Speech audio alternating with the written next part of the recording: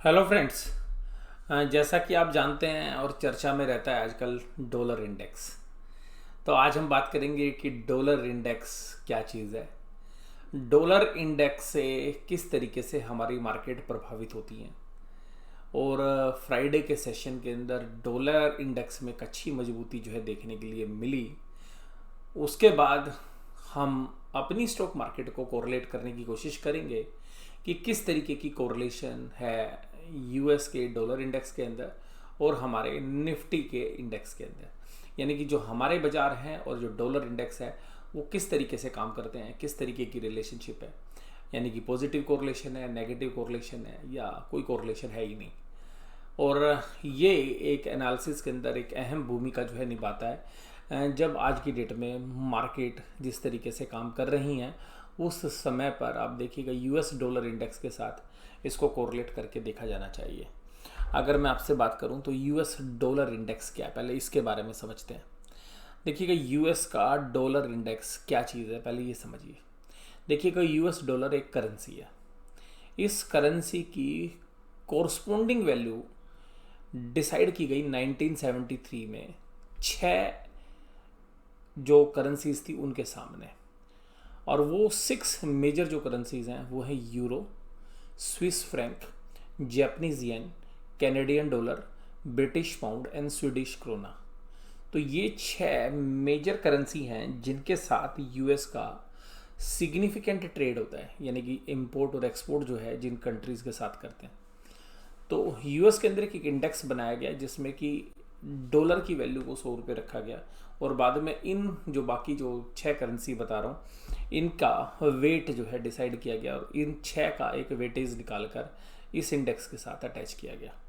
तो US dollar index की strength ये बताती है कि जब ये 100 से ऊपर जाता है तो यूएस डॉलर स्ट्रेंथ दिखाता है और यूएस डॉलर अगर 100 से नीचे आता है तो उसमें वीकनेस है। तो इस साल यूएस डॉलर के अंदर काफ़ी वीकनेस जो है देखने के लिए मिली। और जब वीकनेस यूएस डॉलर इंडेक्स के अंदर होती है तो ये माना जाता है कि यूएस की जो इकोनॉमी है वो शायद अभी अच्छा नहीं करेगी और यूएस की करेंसी पर भी दबाव रहेगा। ऐसी स्थिति के अंदर एमर्जिंग मार्केट के अंदर काफ़ी पैसा आता है और वर्ल्ड की जो इकोनॉमीज़ हैं उनके अंदर यूएस को छोड़ के जो है यूएस का जो फंड्स हैं वो भी दूसरी कंट्रीज़ में निवेश करते हैं और स्पेशली एमर्जिंग मार्केट में। तो यूएस डॉलर का सिग्निफिकेंस यही है कि यूएस का डॉलर इंडेक्स जब 100 के आसपास होता है तो मजबूत होता है, 100 से जितना नीचे जाएगा कमज़ोर होता है। तो अभी कमज़ोरी से निकलकर ये मजबूती की तरफ बढ़ना इसने शुरू किया है। तो कहाँ पर था इसका इंडेक्स, पहले इसके बारे में चर्चा करेंगे।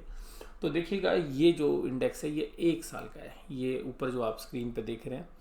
और यहाँ पर आप देखेंगे कि इसने 102 रुपये के आसपास के जो प्राइस है ये टच किए थे जब मार्च में लो बना था पिछले साल।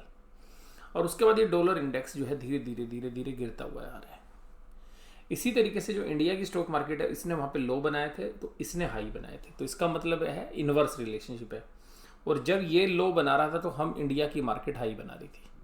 तो देखिएगा यहाँ पे जरा सा हाई हुआ तो इंडिया नीचे चला गया, ये नीचे जा रहा था तो इंडिया ऊपर आ रहा है। तो इसका मतलब है कि जो एमर्जिंग मार्केट है स्पेशली उसमें इंडिया भी जो है एक मेजर प्लेयर है। तो यहाँ पर इंडिया की जो मार्केट है स्टॉक मार्केट उस एनएससी के चार्ट को अगर हम 1 साल के साथ कोरिलेट करने की कोशिश करें तो यहाँ पर जो संकेत हैं वो यही आते हैं कि जब जब डॉलर इंडेक्स मजबूत होता है इंडिया की मार्केट कमज़ोर होती है। तो यहाँ पर भी आप देखेंगे लास्ट के पिछले हफ्ते में जब डॉलर इंडेक्स में थोड़ी मजबूती आई तो इसमें वीकनेस देखने के लिए मिली। अब फ्राइडे के सेशन में क्या हुआ है कि डॉलर इंडेक्स 92 डॉलर्स के पार चला गया है। तो क्या ये इंडिया की मार्केट के लिए एक खतरे की घंटी हो सकती है?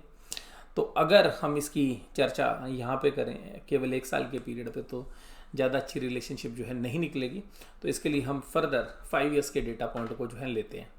अगर 5 साल के डेटा पॉइंट को अगर हम लें, ये 5 ईयर्स का जो चार्ट है तो ये भी बताता है कि देखिएगा जब ये ऊपर गया तो हम नीचे थे, जब ये नीचे आया तो हम देखिएगा ऊपर गए, जब ये और नीचे आया तो हम और ऊपर गए, जब ये ऊपर गया तब भी हम ऊपर गए। तो ये पोर्शन ऐसा है जिसमें हम भी ऊपर गए और ये भी ऊपर गया। और ये देखिएगा ये डॉलर इंडेक्स ऊपर गया, हम नीचे गए, उसके बाद ये ऊपर गया, हम भी कॉन्स्टेंटली चलते रहे उसी के हिसाब से। ये डॉलर इंडेक्स नीचे आया, हमारे बाजार ऊपर चले गए। तो इसका मतलब ये है कि अगर आप एक लॉन्गर पीरियड होरिजन में भी देखेंगे तो there is a inverse relationship between the dollar index and Nifty. तो इसका मतलब क्या निकल रहा है? इसका मतलब एक सीधा सा निकल रहा है कि डॉलर इंडेक्स के साथ हमें नज़र बना के रखनी चाहिए। अगर डॉलर का इंडेक्स अभी 92 के आसपास आ गया है, और अगर हम टेक्निकली बात करें, अगर ये 93 94 के आसपास जाता है तो हमारे लिए खतरे की घंटी हो सकती है। क्योंकि ऐसी स्थिति में ना केवल इंडिया में बल्कि एमर्जिंग मार्केट से फंड्स के आउटफ्लो जो है हो सकते हैं। तो ये चर्चा मैं आपके साथ पीछे भी करता रहा था, लेकिन आप में से बहुत सारे जो हमारे व्यूअर्स हैं वो जानना चाह रहे थे कि सर ये यूएस डॉलर इंडेक्स के साथ कोरिलेट कैसे करता है और ये वास्तव में यूएस डॉलर इंडेक्स है क्या। तो यूएस डॉलर का जो इंडेक्स है वो मैंने आपके साथ चर्चा की कि 6 करेंसीज जो हैं, मेजर 6 करेंसीज जिनके साथ इनकी पार्टनरशिप है, उन 6 करेंसीज का जो वेटेड एवरेज है वो डॉलर के साथ एडजस्ट किया हुआ है। और ये 1973 में बनाया गया था। तो वहाँ से ये कभी 100 से ऊपर चला जाता है, कभी 100 से नीचे चला जाता है। और जो करेंसी इसमें के अंदर मेजर है उसमें यूरो सबसे मेजर है, जिसका 58% जो है लगभग वेट है।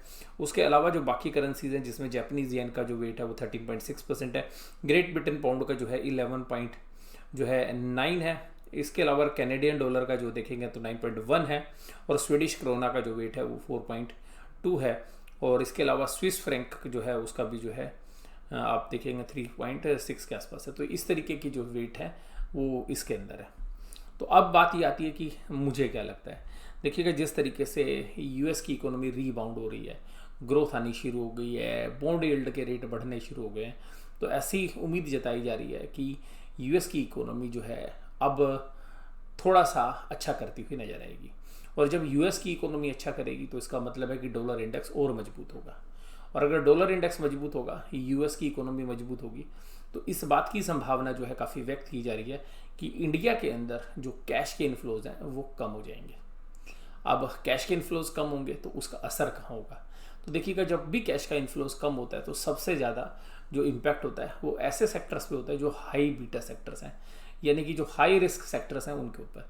और हाई रिस्क सेक्टर के अंदर आज की डेट में जो सबसे नंबर 1 है वो है एनबीएफसी एंड बैंकिंग स्टॉक्स। तो एनबीएफसी और बैंकिंग स्टॉक्स के ऊपर जो प्रेशर पॉइंट है वो आपको मंडे के सेशन में भी देखने के लिए मिल सकता है। यानी कि आज जब मैं आपके साथ ये वीडियो शेयर कर रहा हूँ, तो ये जो भी वीडियो आज शेयर कर रहा हूँ मैं आपके साथ, ये आज 7 तारीख की वीडियो है। तो कल जब 8 तारीख को बाजार खुलेंगे, यानी कि 8 मार्च को जब बाजार खुलेंगे, तो डाउ जोन्स काफ़ी मजबूती के साथ बंद हुआ है, नीचे से अच्छी रिकवरी दी है। लेकिन वहीं पर अगर डॉलर इंडेक्स की अगर हम बात करें या जिस तरीके से बॉन्ड यील्ड बढ़ रहे हैं, उससे हमारे को कोई बहुत बड़ा कंफर्ट जो है नहीं मिल रहा है। तो मुझे ऐसा लग रहा है कि ये हमारी मार्केट के लिए कोई पॉजिटिव न्यूज़ नहीं है। नॉर्मली हम डाउ जोन्स को ट्रैक करते हैं कि अगर डाउ जोन्स अच्छा कर रहा है तो हमें ये उम्मीद होती है कि हमारा शेयर बाजार भी अच्छा करेगा। बट मुझे पर्सनली ऐसा लगता है कि हमने डाउ जोन्स को आउट परफॉर्म किया है।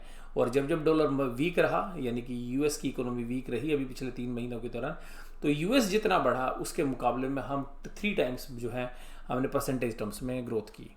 तो यहाँ पर अब डॉलर इंडेक्स जो है ऊपर की तरफ जा रहा है।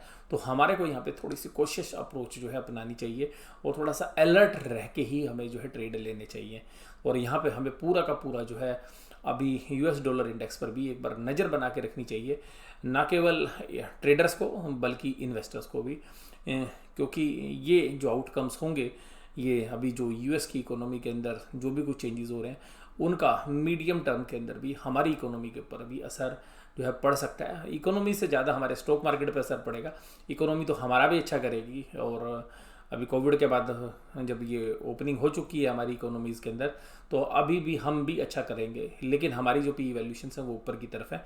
तो हमारी मार्केट के अंदर लिक्विडिटी ड्राइव होने की वजह से जो है हमें एक ऐसा लगता है कि जो हमारी टॉप है उसके आसपास हम पहुंच चुके हैं, या हम ये भी कह सकते हैं कि हमारी अपसाइड जो है वो कैप हो गई है।